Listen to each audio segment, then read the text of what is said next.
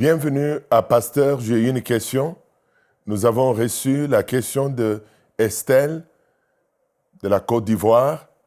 Elle demande, devrais-je quitter mon église au profit de l'église de mon mari? Cette question nous amène à parler de deux institutions que Dieu a établies. Nous parlons de la famille et l'église. Nous voyons dans le livre de la Genèse au chapitre 2, le Seigneur qui dit, l'homme, il n'est pas bon que l'homme soit seul, l'homme quittera son père et sa mère, il s'attachera à sa femme, et les deux deviendront une seule chair. Nous voyons déjà que Dieu veut que l'homme soit épanoui, que la femme soit épanouie. Le couple est une institution divine. Dieu l'a établi pour qu'il soit un lieu de communion, un lieu de partage, un lieu de complémentarité, un lieu de jouissance. Et Dieu veut que le couple regarde dans la même direction, qu'il marche pas à pas, qu'il y ait dans les couples un accord, qu'il y ait une entente dans tout ce que le couple entreprend. La vie intérieure du couple est un indicateur qui détermine le niveau de succès, le niveau de croissance, le niveau de progrès, le niveau de développement. Le couple doit être un lieu de paix, un lieu d'harmonie, un lieu de complémentarité, un lieu de jouissance. Ne prenez pas à la légère la vie de votre couple. La vie de couple ou le projet de couple doit être pris en accord. Lorsque la Bible dit que lorsque 2 ou 3 s'accordent, le nombre 2 commence d'abord dans les couples, dans la vie de messieurs et madame qui se mettent en accord. Et l'expérience nous montre dans la vie que l'homme et la femme doivent regarder dans la même direction. Lorsqu'ils regardent dans la même direction, ils réussissent dans tout ce qu'ils entreprennent. Lorsque nous revenons maintenant à l'Église, au domaine spirituel, nous découvrons qu'à l'époque des patriarches, les cultes étaient une affaire dans la famille. Chaque chef de famille était le pasteur de son couple. Nous le voyons avec Job. Job fait l'autel. Quand il fait l'autel pour offrir le sacrifice à Dieu, les cultes à Dieu, son épouse est dans la chapelle. Ses enfants sont dans la chapelle. Ils adorent le Seigneur ensemble autour de l'autel de famille. Nous avons des cas encore que nous voyons avec Noé. Lorsque Noé sort de l'arche, il offre le sacrifice à Dieu, il bâtit l'autel. Les enfants de Noé sont ensemble avec leur père, son épouse est encore ensemble. Nous découvrons déjà dans les temps très anciens que le culte est une affaire de famille où l'époux et l'épouse et leurs enfants sont ensemble pour adorer le Seigneur.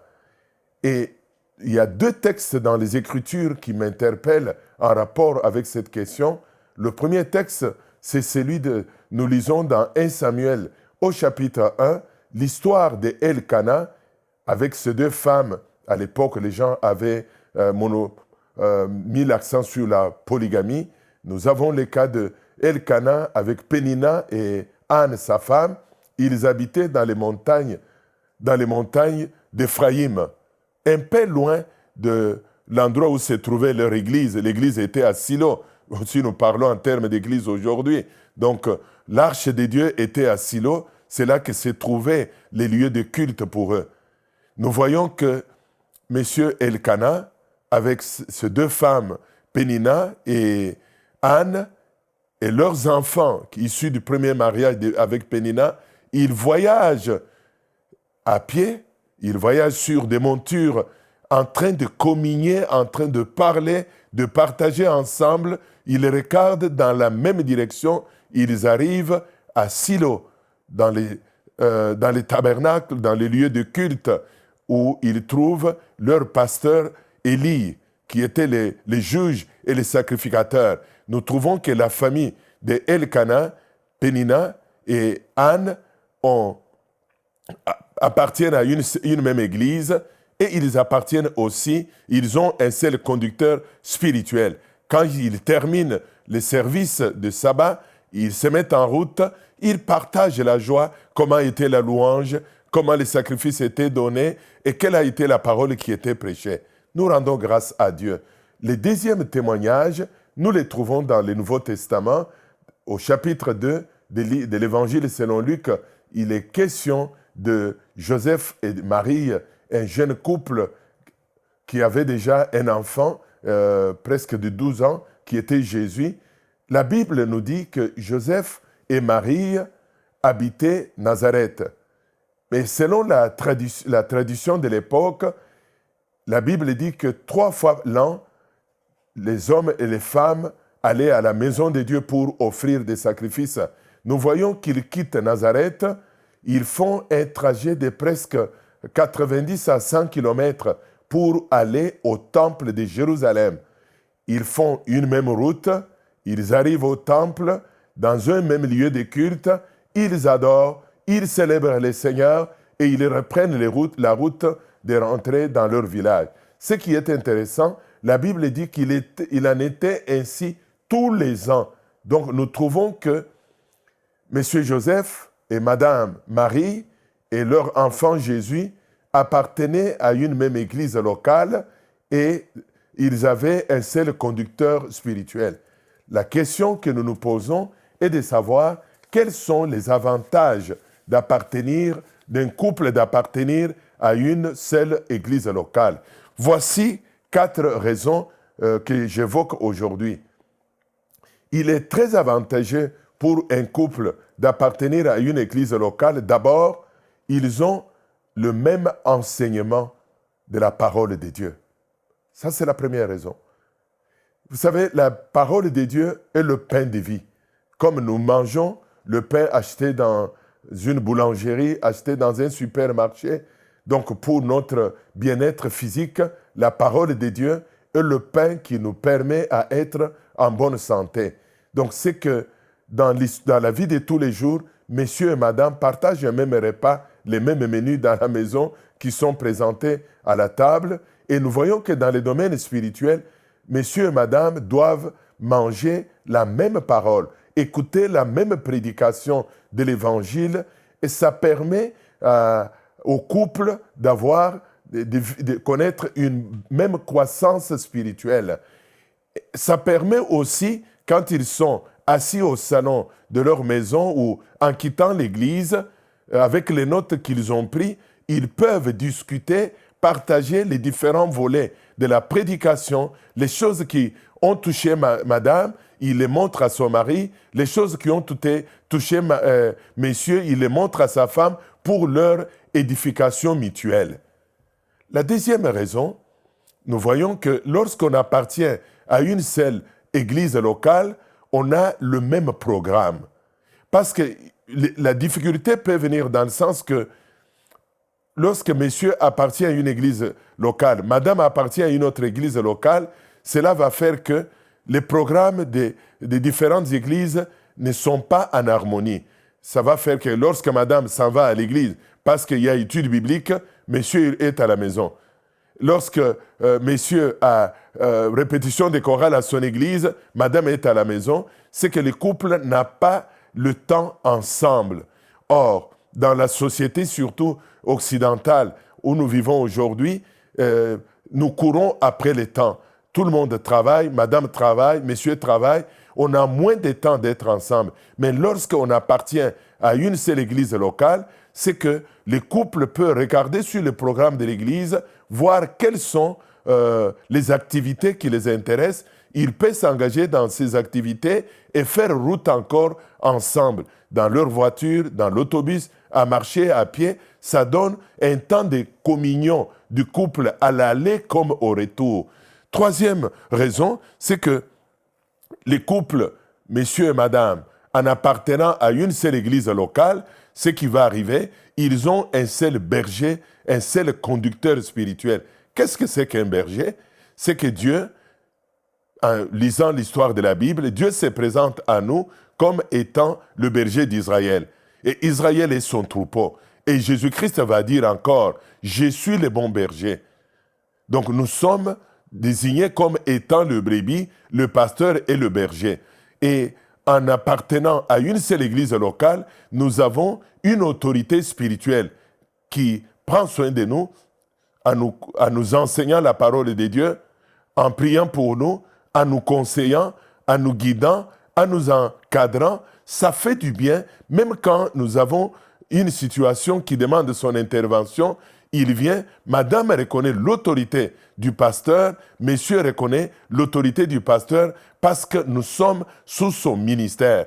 Il est très avantageux d'appartenir à une seule église parce que vous avez une seule autorité spirituelle. La quatrième raison, c'est que en appartenant, cette raison ressemble à la troisième que j'ai évoquée tout à l'heure, c'est qu'en appartenant à une seule église locale, nous évaluons toujours notre emploi de temps pour voir qu'est-ce qui nous arrange, quels sont des programmes qui sont compatibles à notre horaire de travail. Parce que la chose la plus importante dans la vie du couple, c'est avoir le temps ensemble. Dieu permet que vous soyez mariés pour que messieurs et madame aient des temps de qualité ensemble, les temps de partage ensemble, les temps de communion ensemble. Oh, que ça fait du bien d'aller faire des courses ensemble, aller manger dans un restaurant ensemble, avoir un temps de regarder le film ensemble, aller avoir la soirée ensemble où vous communiez, vous partagez, et ce moment d'ensemble vous unit. Maintenant, nous nous posons la question de savoir comment choisir, quels sont les principes de choix d'une bonne église. Le premier critère de choix de l'église locale n'est pas nécessairement la pression. Mais le premier critère, c'est l'enseignement de la parole de Dieu.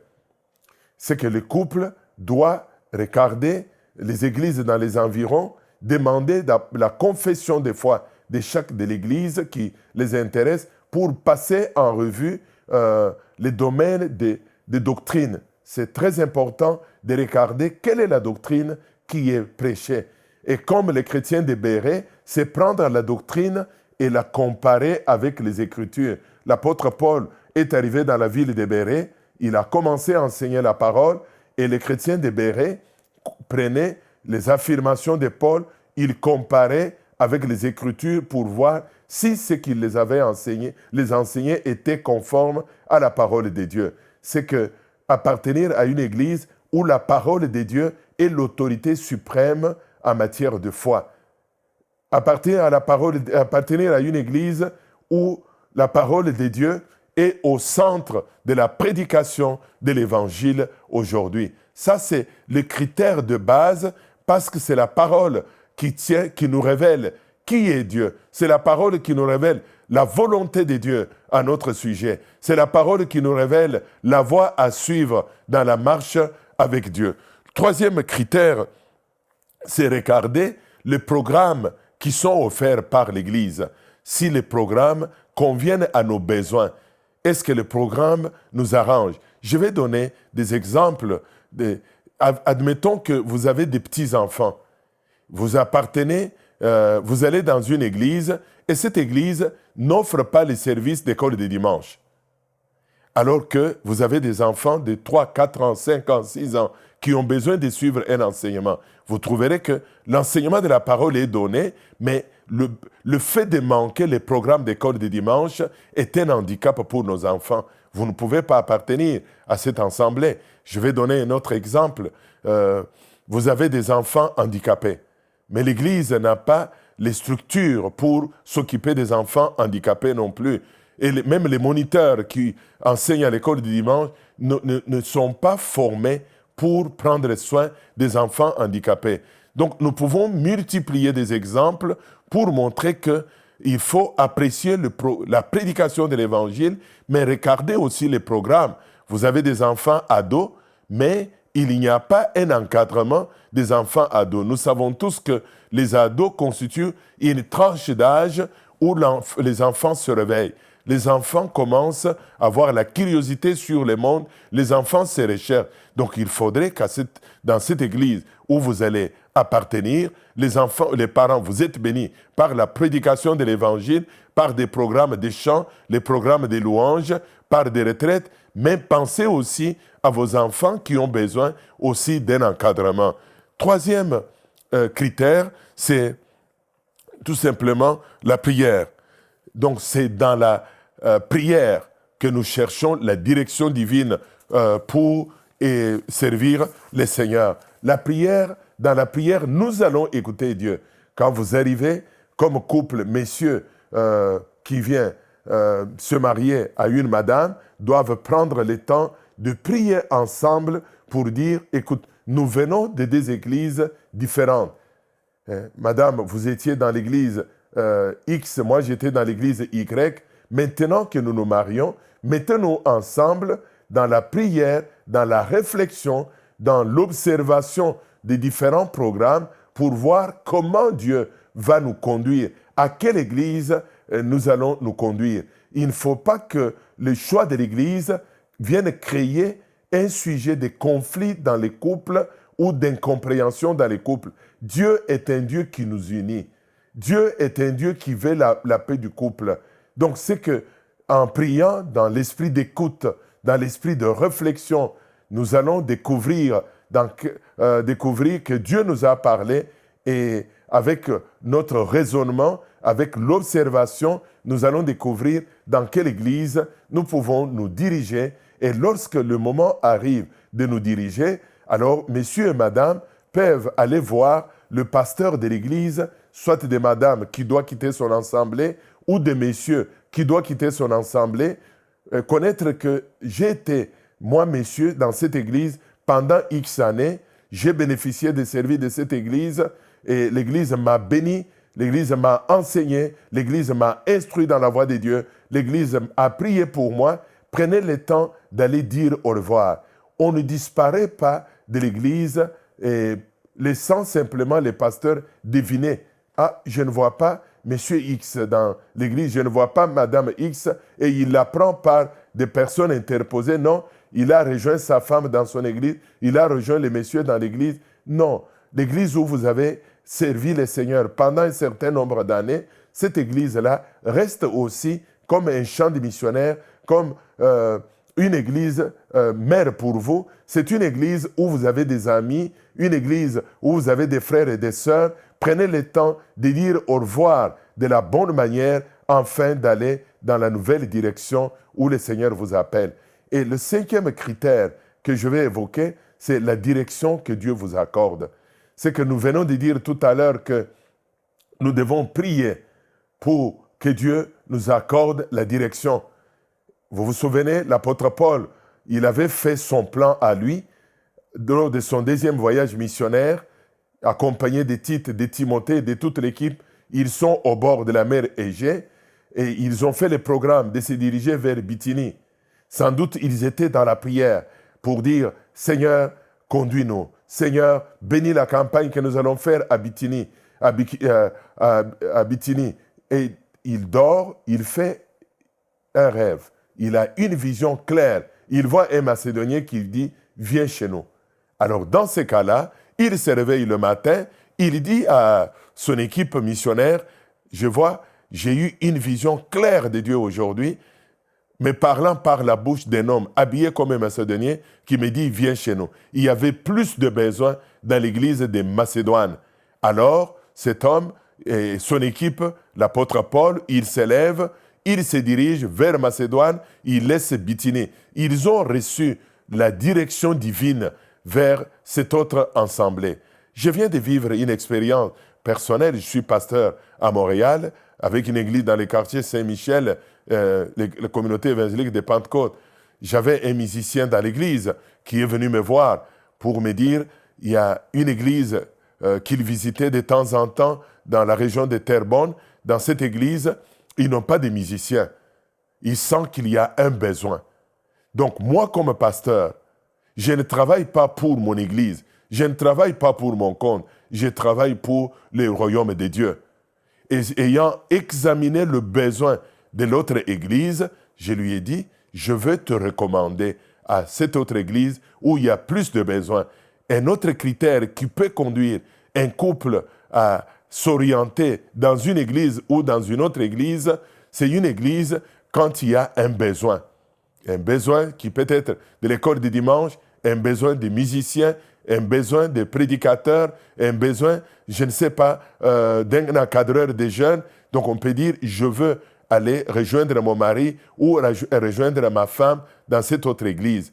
Un élément qui revient aussi en surface, c'est lorsque les couples, en se mariant, monsieur comme madame, il peut y avoir que le monsieur a des responsabilités. Le monsieur peut être directeur des jeunes, le monsieur peut être probablement ancien dans son église ou pasteur assistant, vice-versa. Madame peut être moniteur de l'école de dimanche, présidente des femmes dans son église. Alors, ce sont des éléments aussi qui doivent être évalués pour voir qui a des responsabilités dans l'église. Parce que quand un partenaire dans les couples, les conjoints, a des responsabilités dans les couples, ça peut être aussi un critère important d'évaluation pour savoir, en quittant son assemblée, est-ce qu'il ne met pas l'Église sœur en difficulté. Donc cela va permettre d'évaluer encore cela comme un ingrédient de taille avant de prendre la décision qui concerne les couples. Alors cela nous amène vers la conclusion pour dire qu'il est bien qu'un couple prie dans un seul lieu de couple, dans une seule église. Les couples doivent prier dans une seule église locale. Les couples doivent avoir un seul conducteur spirituel, un seul pasteur, avoir le même programme, avoir le même enseignement de la parole de Dieu qui permettent que les couples fassent route ensemble, soient nourris de la même parole de Dieu et qu'ils aient le même programme qui lui permettent de grandir spirituellement, de s'engager dans une même église, de servir le Seigneur dans une même assemblée. Il ne faut pas que le problème du choix d'église soit une pomme de discorde dans les couples et que cela puisse fragiliser la vie du couple. Nous venons d'étayer une liste de critères qui permettent au couple de prendre conscience qu'il doit s'asseoir, évaluer le besoin, son besoin spirituel, voir quelle est l'Église qui répond plus aux besoins spirituels, évaluer, c'est voir aussi est-ce qu'un des partenaires a-t-il des responsabilités spirituelles dans l'Église? Oui, si tous les deux ont des responsabilités, c'est voir quelles sont les responsabilités qui peuvent être abandonnées sans mettre l'Église sœur en difficulté. Même quand il faut abandonner des responsabilités, il faut commencer d'abord par parler au pasteur titulaire de l'Église et préparer un remplaçant, encadrer un frère, encadrer une sœur, n'est pas déposer des responsabilités un matin comme si vous êtes en colère. C'est l'Église de Jésus-Christ. Souvenons-nous de Jésus-Christ qui dit à l'apôtre Paul, Paul, Saul, pourquoi me persécutes-tu? Donc quand nous avons quelqu'un qui a des responsabilités dans l'Église locale, il ne peut pas déposer des responsabilités à la légère. Dans les services séculiers, lorsque nous déposons des responsabilités, quelqu'un a des responsabilités à déposer, qu'est-ce qu'il va faire? Il va donner le préavis. Voici pour le monde, nous donnons le préavis. Mais dans l'Église du Seigneur, quand quelqu'un a des responsabilités, à cause de la crainte de Dieu, il doit entreprendre des démarches longtemps à l'avance pour dire, dans l'année prochaine, je vais déposer mes responsabilités. Alors, dans ces cas-là, pasteur, donne-moi quelqu'un que je dois former, que je dois préparer à prendre des responsabilités de manière que lorsque je vais lâcher mes responsabilités, abandonner mes responsabilités, que l'Église n'ait pas de difficultés, que les secteurs dans lesquels je travaillais ne puissent pas avoir des dommages, que l'ennemi ne puisse pas frapper ces secteurs de travail. Ça fait toujours du bien quand vous avez quitté, abandonné un poste que vous occupez dans l'Église, que vous entendez des témoignages, que ce secteur est en pleine croissance, ce secteur se développe bien parce que vous avez déposé des responsabilités de la bonne manière. Alors, je vais encore répéter le principe de base que nous venons de tracer à travers toute la Bible, à travers les temps des patriarches, à travers les temps très anciens d'Israël, que Elkana et sa femme priaient à une seule église à Silo, et Zacharie et Élisabeth priaient à une seule église. Nous les découvrons aussi à travers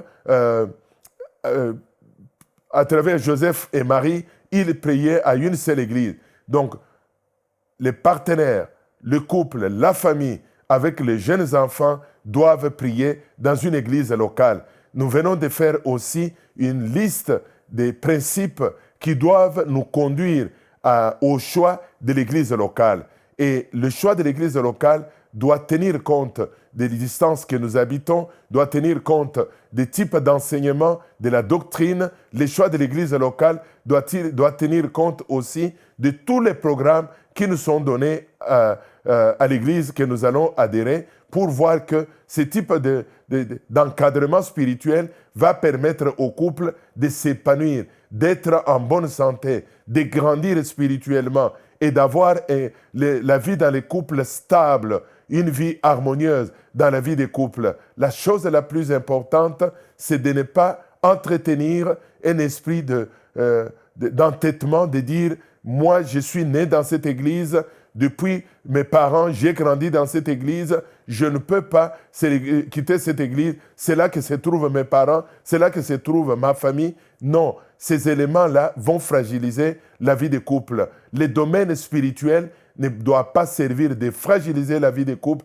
mais les domaines spirituels doivent servir de fortifier, de solidifier la vie des couples, car Dieu est un Dieu qui solidifie et Dieu veut que les couples soient stables, que les couples soient bénis spirituellement, que les couples regardent dans la même direction, qu'ils avancent de progrès en progrès. En cas de difficulté, associez votre pasteur pour vous aider à prier avec vous, à prendre la décision qui semble la meilleure pour votre vie. Donc, que le Seigneur vous bénisse.